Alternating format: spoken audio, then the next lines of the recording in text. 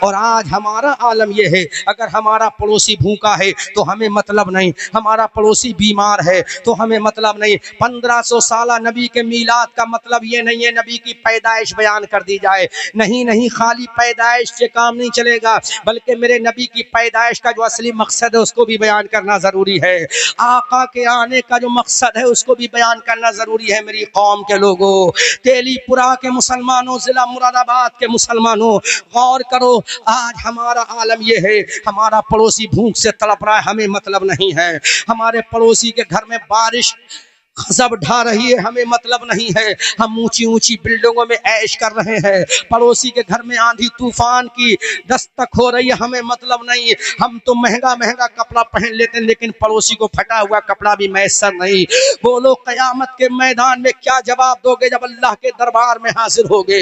اگر تمہارے نبی نے تم سے پوچھ لیا میرا ایک غریب امتی تڑپ رہا تھا تو تم کیا جواب دو گے؟ جبکہ میرے آقا نے ارشاد فرمایا اگر تمہارا پڑوسی بھوکا سو گیا تو تم جنت کی خوشبو بھی نہیں پاؤ گے۔ غور کرو، جس پیغمبر نے اپنے پڑوسی کا اتنا حق بتایا ہو تو سوچو اس پیغمبر نے اپنے اسلام کے حق کا عالم کیا بتایا ہوگا۔ جس پیغمبر نے اپنے پڑوسی پر اتنی تاکید کی ہو کہ تمہارا پڑوسی اگر بھوکا سو گیا تو تم جنت کی خوشبو بھی نہیں پاؤ گے۔ اس لیے مسلمانوں اپنے پڑوسیوں کا خیال رکھو، اپنے بازو میں رہنے والے کا خیال رکھو، اپنے نیبر کا خیال رکھو۔ اگر تمہارے گھر میں سالن بنا ہے تو شوربہ تھوڑا زیادہ کر لو، کہیں تمہارا غریب پڑوسی چٹنی سے تو نہیں کھا رہا ہے، تھوڑا شوربہ اس کے بھی کام آ جائے گا۔ یہی میرے نبی کے آنے کا مقصد ہے۔ تمہارے غریب پڑوسی میں کہیں ایسا تو نہیں ہے عید میلاد النبی آیا اس کے جسم پہ نئے کپڑے بھی نہیں تو تم ہی ایک جوڑ نیا کپڑا اس غریب پڑوسی کو بھی پہنا دو تاکہ وہ بھی اپنے نبی کے میلاد کے جلوس میں نیا کپڑا پہن کے شریک ہو جائے۔ ارے تمہارے گھر میں لذیذ پکوان پک رہے ہیں تو تھوڑا سا کھانا عید میلاد النبی کے موقع پر اپنے پڑوسی کے گھر بھی پہنچا دو تاکہ وہ پڑوسی بھی اللہ کا شکر ادا کرے۔ اے میرے مولا، تو نے عیسیٰ کی امت پر آسمان سے دسترخوان نازل کیا تھا تو وہ دن ان کے لیے عید بن گیا، اور ہمارے لیے تو نے ہمارا نبی عطا کیا تو ہمارے لیے عید بن گیا ہے۔ اعلیٰ حضرت بریلی کی دھرتی سے پکار کر کہتے یا رسول اللہ کون دیتا ہے؟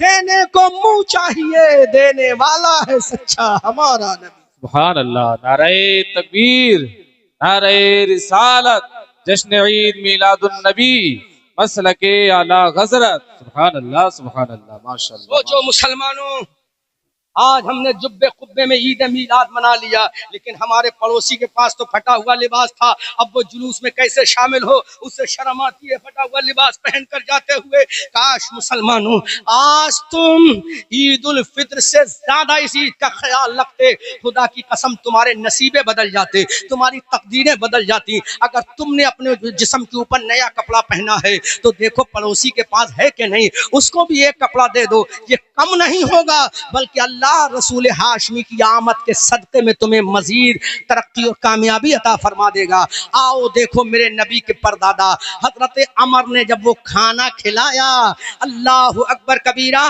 اب میں جو آگے کا سینٹینس یوز کر رہا ہوں، آگے کا جو جملہ بول رہا ہوں اس پر سب مل کر استقبال کیجئے گا۔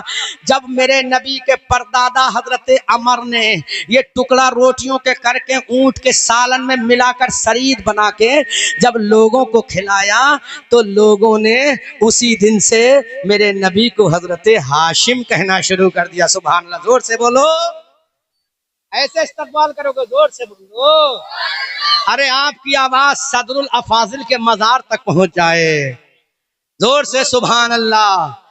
جس دن سے میرے نبی کے گرینڈ فادر حضرت عمر نے سرید بنا کر کھلایا اسی دن سے لوگ کیا کہنے لگے؟ زور سے اونچی آواز سے بولو، کیا کہنے لگے؟ ہاشم۔ کیا کہنے لگے؟ ہاشم۔ اب میرے نبی نے اپنے آپ کو کیا کہا؟ میں ہاشمی ہوں۔ سبحان اللہ، کتنی محبت سے میرے نبی نے اپنے آپ کو ہاشمی کہا ہوگا، کیونکہ میرے نبی کے دادا کا لقب ہے ہاشم، یہ وہ ہاشم ہے۔ اب ذرا سنو آگے ایک اور مزیدار بات سنتے چلے جاؤ یہیں پر۔ حضرت ہاشم کی شادی کہاں ہوئی اور کتنی عمر پہ حضرت ہاشم کا وصال پرملال ہوا ہے؟ ہے۔ حضرت ہاشم رضی اللہ تعالیٰ عنہ جب 24 سال یا 23 سال کے ہو گئے، چونکہ روایت مختلف ہوتی ہیں، کیمرے کے ذریعے ریکارڈ ہو رہا ہے، کوئی معترض اعتراض بھی کر سکتا ہے سید صاحب، کوئی ناقد تنقید بھی کر سکتا ہے، اس لیے 23 یا 24 سال کی عمر جب حضرت ہاشم کی ہو گئی، ہاشم سمجھ میں آ گیا یہ میرے نبی کا لقب ہے، نام نہیں ہے بلکہ کیا ہے؟ بابا بولو کیا ہے یہ؟ زور سے بولو کیا ہے یہ؟ اور نام کیا ہے میرے نبی کے پردادا کا؟ عمر۔ کیا نام ہے؟ اور لقب کیا ہے؟ ہاشم۔ سمجھ میں آ گیا؟ حضرت ہاشم کی عمر شریف 23 یا 24 سال کی ہو رہی ہے، یہ جوان ہے، سبحان اللہ، جوان ہے، سبحان اللہ۔ اب آؤ پوچھو ان کی شادی کہاں ہوئی ہے، کس خاندان میں ان کی شادی ہوئی؟ میرے بھائی غور کرو، تمہارے کام کی بات ہے تقریر میں بولنا، اور جب نظامت کو نظامت میں بولنا، مائک کی سیٹنگ کرو تو سیٹنگ میں بول لینا، ہلو ہلو مت کرنا، یہی سینٹنس بول لینا کہ میرے نبی کی جو میرے نبی کے پردادا کی جو شادی ہوئی ہے وہ کون سے خاندان میں ہوئی ہے، ریکارڈ کرو یوٹیوبرو، ریکارڈ کرو۔ میرے نبی کے پردادا حضرت ہاشم کی شادی قاری صاحب کہاں سے ہوئی؟ مدینہ شریف سے۔ کہاں سے ہوئی؟ زور سے بولو کہاں سے ہوئی؟ اور میرے نبی ہجرت کر کے کہاں تشریف لے گئے؟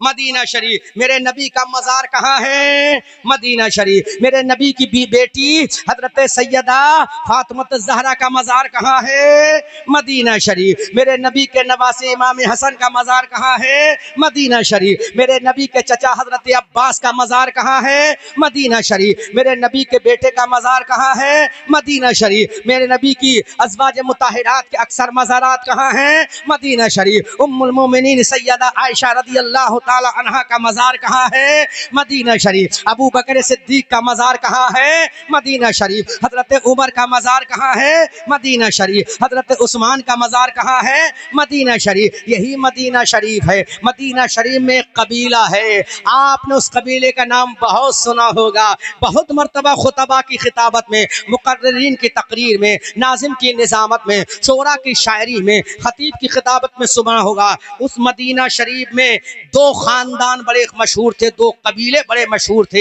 ایک قبیلے کا نام اوس تھا، اوس۔ کیا نام تھا؟ اوس۔ ایک قبیلے کا نام کیا تھا؟ اوس۔ اور ایک قبیلے کا نام تھا خزرج۔ کیا نام تھا؟ خزرج۔ ایک قبیلے کا نام کیا تھا قاری صاحب؟